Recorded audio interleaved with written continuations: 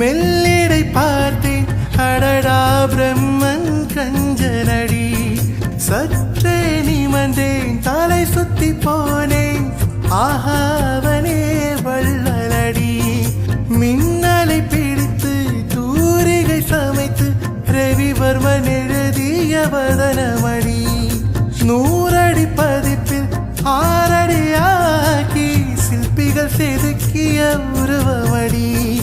இதுவரை மண்ணில் பிறந்த பின்னில் நீதான் அழகியடி இத்தனை அழகும்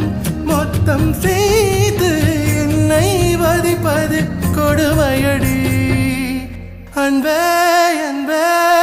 கொல்லாதே